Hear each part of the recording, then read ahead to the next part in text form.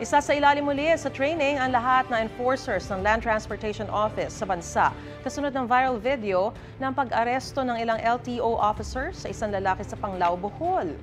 Makikita sa video na nakahiga sa motorsiklo ang lalaki habang puwersahang pinabababa ng mga tauhan ng LTO Region 7. Nakuhanan daw kasi siya ng kutsilyo, pero depensa ng lalaki, isa siyang magsasaka at gamit niya sa trabaho ang bitbit na kutsilyo. Ayon sa pamilya ng lalaki, kinaladkad at sinuntok umano ang kanilang kaanak kahit hindi naman siya nanlaban. Sabi ni LTO Chief Assistant Secretary Vigor Mendoza II, kailangan mag-retraining ng kanilang mga tauhan para masigurong hindi na ito mauulit. Tututok daw ang mga refresher course sa pagsunod sa karapatang pantao pati sa tamang pamamaraan ng pagpapatupad ng mga alituntunin.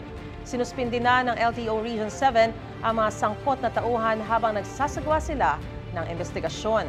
Nasa kustudiya naman ng mga pulis ang inarestong lalaki at inihahanda ang mga reklamo laban sa kanya.